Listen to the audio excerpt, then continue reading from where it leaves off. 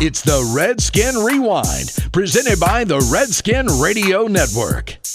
Now joining me on the Redskin Rewind is the head volleyball coach, Alex Strickland. And Coach, you guys got off to a little bit of a rough start, 0-4, but the last four matches you guys have bounced back strongly, winning those four matches, and things seem to be going pretty well now. Yeah, we started out 0-4. We went up to AP Brewer, larger school, but a lot of good competition. I'm pretty sure the first four teams we played were all top 10 teams in preseason. So we opened up with Addison, who's like reigning state champs. Coach over there does a great job. It's like a dynasty over there. Mm-hmm. And then moved on to Deschler, who's in the top 10. Priceville's gonna they should be in the top 10. They're a very strong team. And then Madison Academy, who's has a lot of athletes. So I was scared that it was going to be discouraging, but the team responded really, really well to that. And so then we came back with Pinson and West End and Pennington and Cleveland, and have done a really good job bouncing back and answering to that 0-4 start. So it's been good. Speaking of that match against Pinson Valley, Pinson Valley is usually pretty good in volleyball, and yeah. I had a chance to come out to that match. And, really the first thing that stood out to me was the crowd attendance. There was a lot of good people. That was the biggest crowd that I have ever seen at an Aniana volleyball game. Yeah. I mean, even with area, and all that I don't know if it was because it was the meet point between West End or Pinson or whatever it was, but I mean, there was a lot of students there. Mm-hmm. There was a lot of people that I typically don't see at volleyball games. It was great. But you guys played really well. I know specifically the first little match, you guys won that one, lost the second one, had to go to the third, but the girls battled and got that win. They did. They've done a good job fighting. I think that's our focus this year is and if you ask them, they should tell you is consistency, which you would think would be everyone's word always, but that's our focal point, because when we're up and we're good, we do really, really well, but when we are down, we are down. So we are trying to find that happy medium of competition that can get us through the season. Sitting with 11 players on the team, you got 4 seniors on the team this year. Talk about this year's the layout of the team and what you got. Let's see, this year's pretty interesting. When I came in last year as the head coach, most of those girls had been playing together for a really long time. Despite how many coaching changes that they had, they knew each other pretty well. And so this year, I have like half the team who they're obviously they all know each other through school, but when it comes to the dynamics on the floor, they feed off of each other really, really well. But then I also have some new girls who are coming up into that mix. And so 3 of the seniors are girls who've been a part of the team for a while, but then we have Aaliyah Wyckoff, who came in and for her senior year, first year playing volleyball, but she's done a really great job. She's such an athlete that she's done a really great job, with digging and passing and being on that back row defense when needed. And then obviously Megan and Mason and Mallory Nash they've been with the program for longer than I have and have done a really great job. And then got Tegan Hartman as a junior, who's probably our strongest hitter. And so we've had some other girls step up. We lost the 3 key positions last year with Allie and Aileen and Brooke. And so the spots that we lost they're tough to fill, that setting position. We had that middle blocker. Aileen was great at blocking, and then Allie was a fantastic attacker. And so having to, that's what we've been talking about, filling those roles and, not necessarily filling them the exact way that the girls, played, but filling them in the sense of just making it your own. But we need players to step up, and we've had that. Emma Tumlin has done a great job setting. Virginia Grace Ritchie, she's come in as a sophomore, and I've thrown her into. She's never set before, and I've made her kind of adopt that position, and they've all really done really, really well answering it throughout the summer and now at the beginning of the season. Speaking of, the one that stood out to me was Tegan Hartman. I don't think I've ever seen a girl hit a volleyball that hard in a match. match. She is very talented. Man, and there were several times where, like the Pinson Valley game that I saw, where they would get some back over, but it wasn't often that they would do that against her. No, Tegan Hartman definitely has a gift. I'm basketball through and through, and so I don't understand it either, but I do know at practice I'm not getting on the other side of that. She does a great job, and the thing about Tegan is now that she's gotten older, she's kind of stepped into a leadership role with the team. She does a great job, getting the girls up and bringing up the girls, to her level in the sense of competitiveness, and that's the one thing about Tegan. If you ask anybody at Aniana, David Elrod would agree with me 100%. She is the hardest working kid that I have ever come across in athletics, and so her work ethic does not go unnoticed, and it proves on the court. She's a hard worker. She makes the people around her better. And she can whip that ball for sure. No doubt. And looking at this year's schedule, it seems like I see West End on here a pretty good bit. Yeah. Am I wrong or what? I think they're easy and like not easy like in the sense of play. Like they're just right down the road. Right 25 minutes down the road. And so Keena does a great job with the program over there, and they're good competition. So we always end up playing one another. A couple of other big events going on this year that I've seen was that you got the Brooks Invitational coming up in September. Yeah, that'll be a big one. You've also, of course, you can't overlook the area games, the games that matter a lot. So, of course, Fairview, Asheville, and Good Hope. Talk about this year's area play. Well, we have a tough area. I feel that's the way in, even with basketball too, but a lot of athletes at those schools who are just really phenomenal players regardless of what they do. And, this year's schedule, I know outside of area, I purposely scheduled tougher teams, tougher tournaments. Because last year when we made it to regionals, the girls earned every single bit of that, and they bought into everything that we did, and we made it there, but it was almost like a shock factor. Mm-hmm.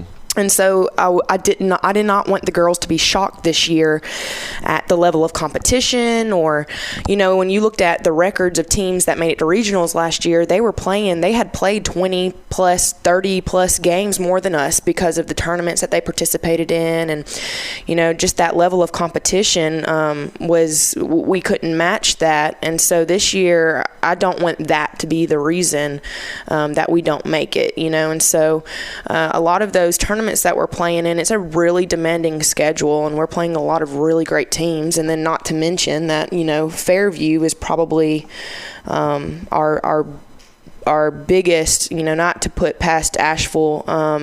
The coaches over there do a fantastic job at Asheville.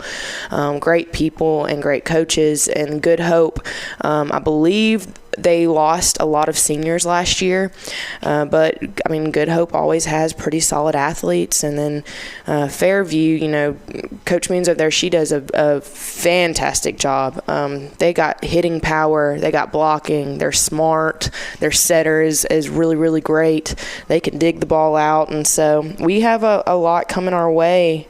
But I do know that if we sit down and play up to our potential, and a lot of people would agree with me on that we stand a good chance.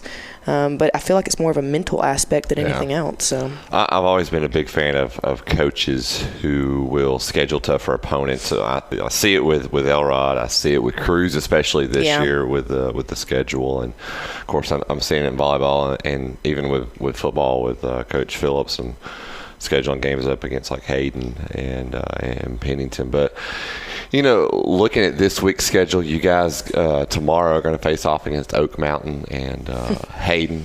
Yep. Two bigger schools. Yes.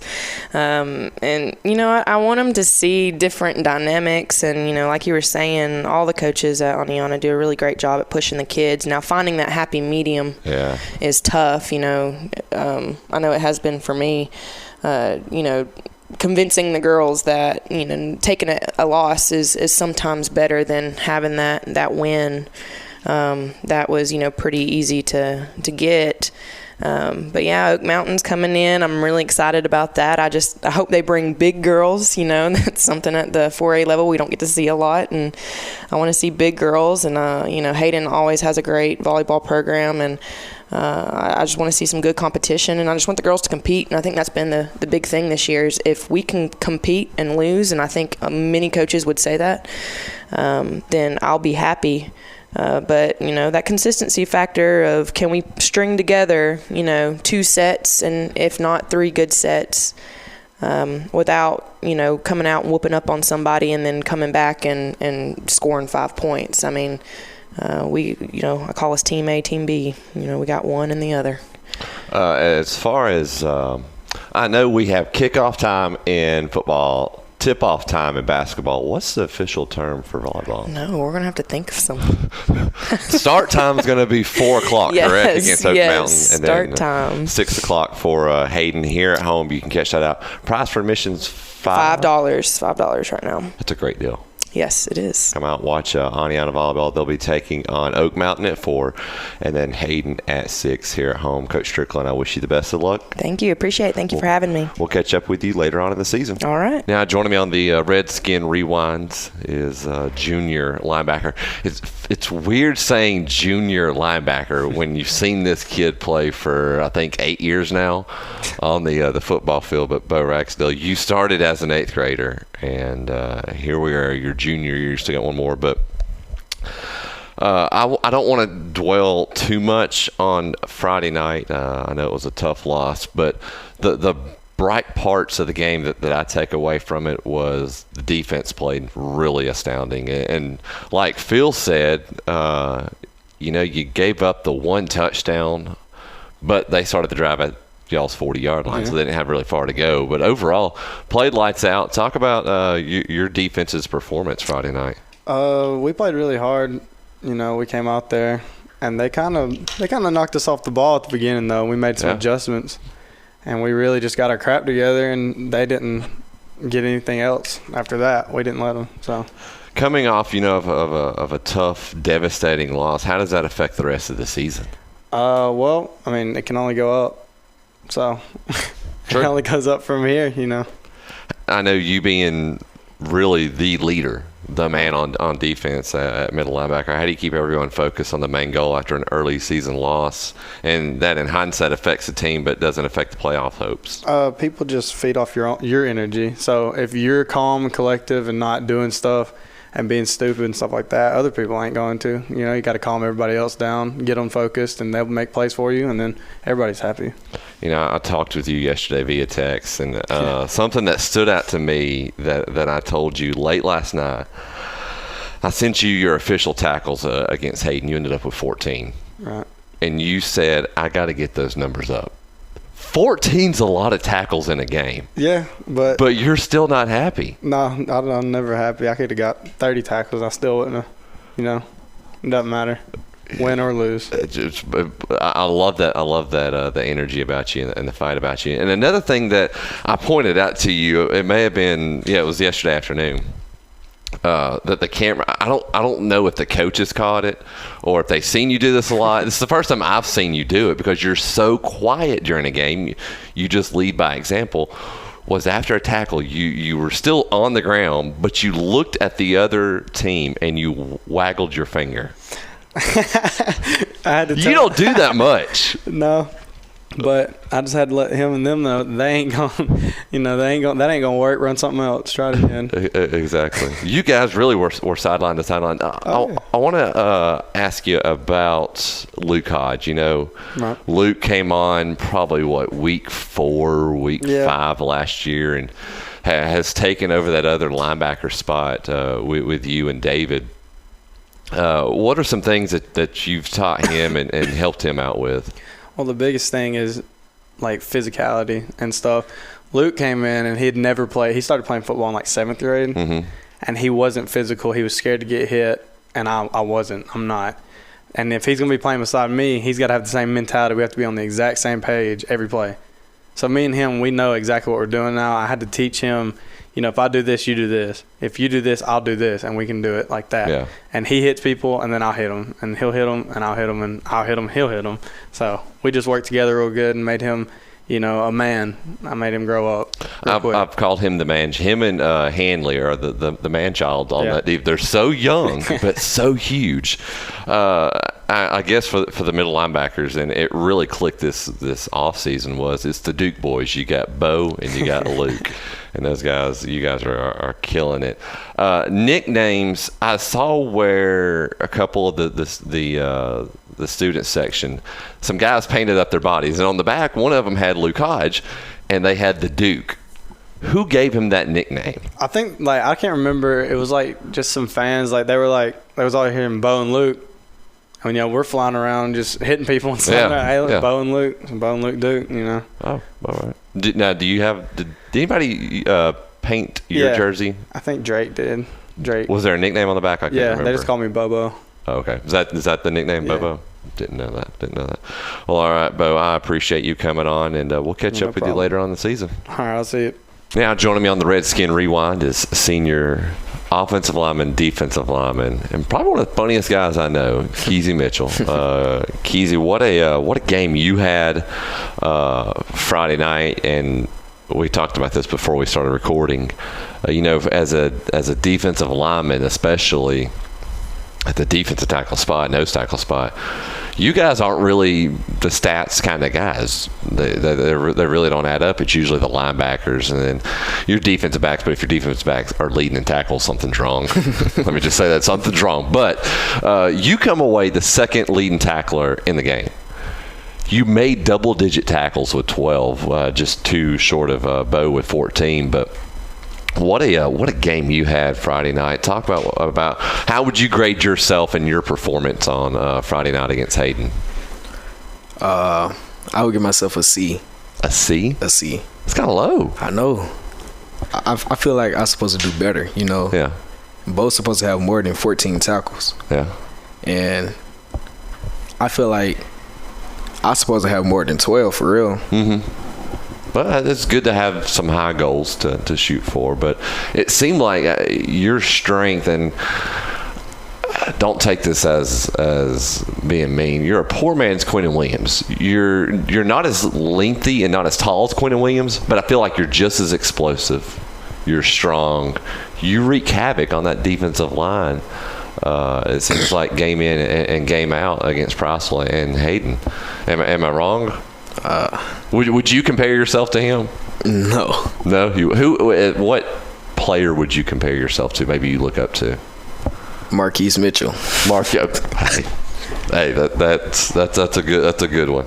Well, the defense played well, very well Friday night. How can you assist and help the offense achieve the success that the defense had? Just trust our coaches and play our roles that they tell us to play. Yeah. So today being Labor Day, of course this will be released tomorrow, but you guys had practice. For a lot of people, Labor Day means an off day.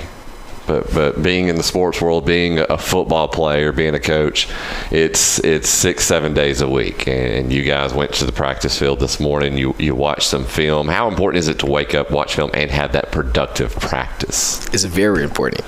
No days off. You're not supposed to take a day off, because if you take a day off, like the other team, you don't know if they practicing or not, and they could get better while you just sitting back on your butt. We don't do that. As far as your goals this year, what you got planned? What would you like to try to accomplish? Make my team better. Make your team better. The little people, like the little boys, the younger kids. The younger kids. I feel like it's our defensive line. Of course, everybody knows about the linebackers. Plenty is said about the linebackers. I feel like this year's defensive line is pretty good. You got Crittner. That boy is something else, and he may not get the stats, but he's still making an impact. And of course, Hanley is just a man among boys out there. I've never seen a freshman that big, but you guys seem to make an impact. What are some things that you've tried to say to the other defensive linemen to help them out? Do your job, play fast, play aggressive, and get to the ball. All right, one last question for you. So we know Phil is known for his Philisms. Have you heard that before? His little one-liners. So, like, one of them last year that stood out to me was, boy, you're as lost as last year's Easter egg. He's got those little quick liners. Is there any clean ones that stick out to you or that you maybe remember, or maybe something J.D. Whited has said or Nick Riley has said that sticks out? I know Bo's been around since 2000 playing linebacker, so he probably knows a lot of them. But is there anything that stood out to you? And if not, that's fine. Because this was a curveball question that I threw to you. Yeah. All right. How about this? We'll get you back on later in the season. Just see if you hear anything, and then let me know. All right. All right, bro. I wish you the best of luck, and we'll catch up with you later. Thank you. Now joining me on the Redskin Rewind, head coach Phil Phillips. And Phil, you know, the mood, I guess, around the program and the school and the city for Priceville was a lot of high hopes and a lot of people thinking we may have another decent year. And now after the Hayden, it's a completely different mood. A lot of people have flipped their opinions, and I know some people's opinions don't really matter, but it's a tough loss going up against Hayden, which they are a very good coach team and by Coach Reg. But overall, a tough loss on Friday night. It was a tough loss because I thought we made so many mental mistakes. First of all, we were obviously out-prepared by them and offensively out-coached by them, which both of those areas fall under me. So for us to make as many mental mistakes as we did in the game, surprisingly enough, after making probably as few mental mistakes as we had ever made in a jamboree, was kind of eye-opening. But I told our kids, and it's this time, every three-quarters of the teams that play on Saturday and every team that plays on Friday night this weekend is trying to figure out who they are, what's their personality, who do we have to move here, who do we have to move there. You know, we watched some film yesterday of last year's Cleveland County game, and, you know, you've got David inside and Luke on the bench watching the game when they had the ball. And, you know, it took us about 3 or 4 weeks about 3 weeks to get everything figured out personnel-wise. We were just able to win the close games last year as we figured it out. So really nothing's new in that aspect. It's just that we were not able to win a close game, and it was because of mental errors that we didn't have an opportunity to win it. You know, something I told them this morning in film, I personally wrote down 13 different things that I thought if that didn't happen, we probably come out on top. Now, none of that cost us the game because we never should. You know, if you play without, you know, few penalties and no turnovers, you're not in that situation. But that being said, we made those kind of plays last year to win. If we score a touchdown late and win 21-17, really the game is the same game. Mm-hmm. We just feel better because we won. Well, we didn't. So we still have the same things to work on. We still have the same errors and problems to fix. And the thing that stood out to me the most is that our problems are fixable problems. I would feel really bad right now if I had looked at the film and saw a bunch of people getting whipped and a bunch of people getting run by and a bunch of people physically not being able to do things. I didn't see that. I saw us I just felt like defensively they did a couple of things early that caused us problems. We adjusted to it really quick. We didn't even have to get to halftime before we adjusted to it. And, you know, when your defense allows 150, 160 yards, I don't care where you're at and what you're doing, you're supposed to win. We did not do anything sound-wise offensively. We would miss a block inside. We would block out when we're supposed to block down. And then one time when we double-teamed a guy, and we drove him 11 yards off the ball, and our running back cuts it back away from open space into gold jerseys. So those are early season mistakes or jitters or whatever you want to call them. And would anything be different from a coaching standpoint this morning if we had scored late and win 21-17? The answer is no. We'd still be doing the same things that we did. I wish for these kids we were 1-0, but I do also know that probably only one goal is not attainable now, and that's winning every game you play. Yeah. Everything else is still on the table. The point I'm trying to get across to them is we have no off weeks. We are in the best 4A region in the state, and our non-region games are all going to be dogfights. We hope they're going to be dogfights. Yeah. And so that way, you take it week by week. This week you're worried about Cleburne. I hope our kids are more worried about ourselves and getting better and doing the little things, because we were not very disciplined Friday night, and as a result, it cost us a chance to win. That being said, I thought what Coach Reg and his staff did was good, and I thought it gave them every chance to succeed and cause us some problems. What they were doing defensively, when you cannot throw the football, when you throw it as effectively as we did Friday night, what they were doing is going to cause you immense problems. Mm-hmm. Well, I think that I'm not a big fan of social media, but seeing a lot of people's posts and thinking, well, Aniana's probably not going to win many games at all this year and probably won't make the playoffs. I think the thing from Friday night was, the game does count on your regular season, but it doesn't matter really at all as far as making the playoffs. It's a non-reaching game.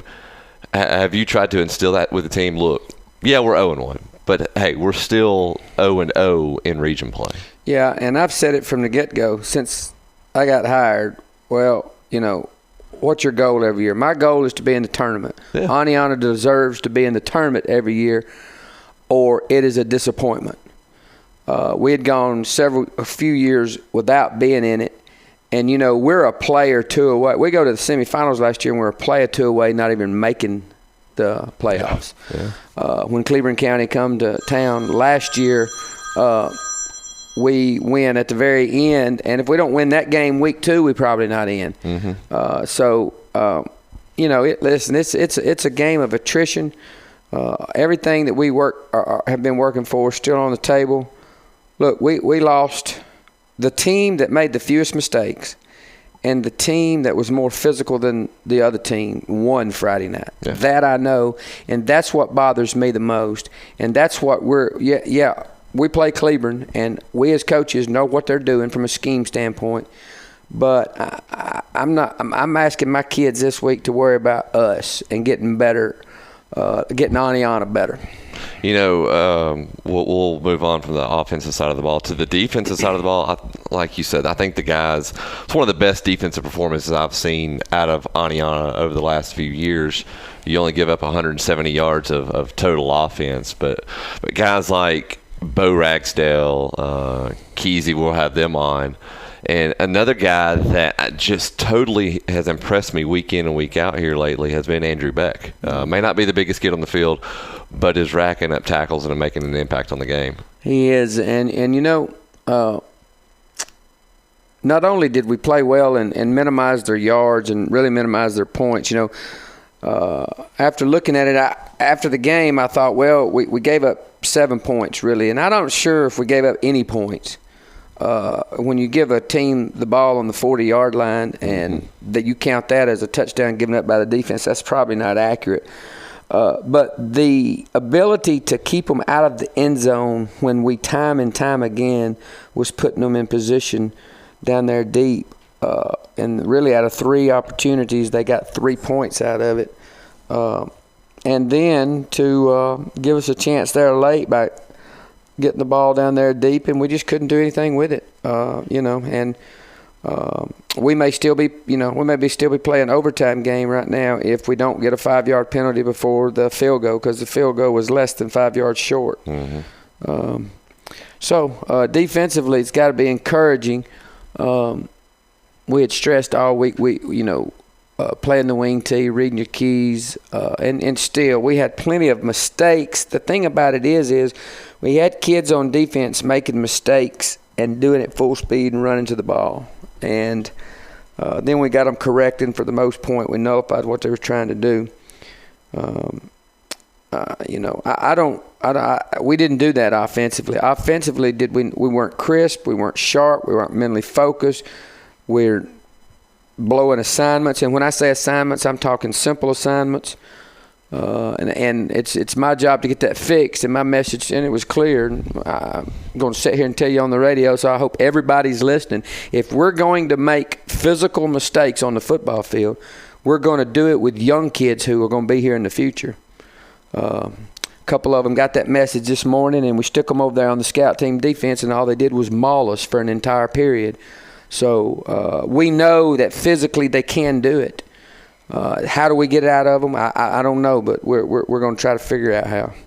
Well, you mentioned Cleburne County, and this was a game last year with 4 minutes, 10 seconds left, late third quarter. They're up 42-28, and of course you had the rain delay, lightning delay that took effect, and after that come back and we win 49-42 over Cleburne County.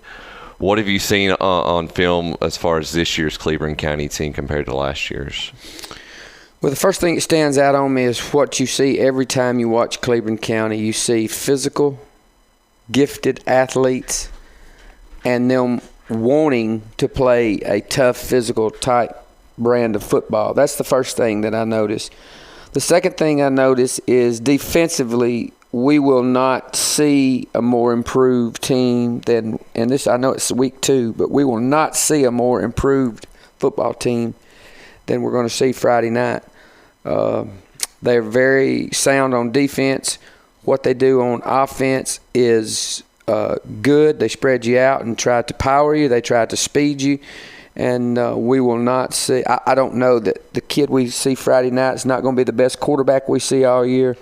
And he's got a couple of 6'4" guys he can throw to, and he's got a guy that runs about a 4.5 that he can hand it to.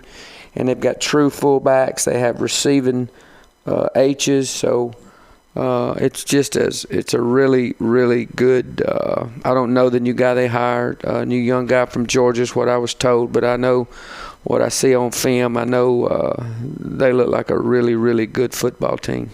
I know that's a good bit of a drive as well. And one last thing I want to bring up, and it's kind of bugged me lately with the fans. Aniana's always traveled well, fan-wise. They really have traveled well. One thing I would really love to see, and I know the players would love to see it, I know the coaching staff would love to see it, was more yelling. Mm-hmm. Get into the game. If you can yell on Saturdays at the TV, you can yell on Friday night for your kids. Mm-hmm. And I know that these kids really would love to have that week in and week out as well. Well, coaching and playing at Aniana, I've always kind of equated that to coaching and playing in the city of Philadelphia. All those pro teams, you have really knowledgeable, fanatic fans. Mm-hmm. And I don't mean fanatic in a bad way. They're just full of energy.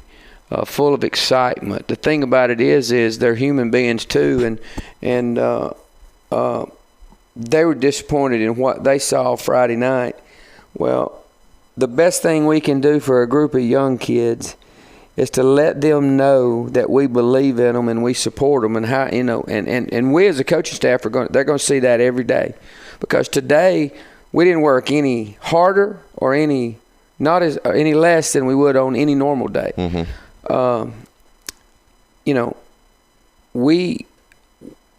There's a lot of expectations here at Aniana, and it comes from all different areas. And, if you don't want to play and coach in that environment, I don't even know why you're playing or coaching. I had somebody on the weekend say something about, they said Jeremy Pruitt's in the hot seat. And I said, well, I know how he feels. They said, Coach, you're not in the hot seat. You can't go out there and play for him. You know what? I am on the hot seat. You know why? Because I want to be on the hot seat. Because when we play like we did last Friday night, if I'm not on the hot seat, then I'm at the wrong place for Phil Phillips. I can promise you that. Yeah, no doubt. Well, you guys will travel to Heflin to face off against the Tigers, who sit at 1-1 on this season. And Coach Phillips, I wish you the best of luck this week. Thank you, Justin.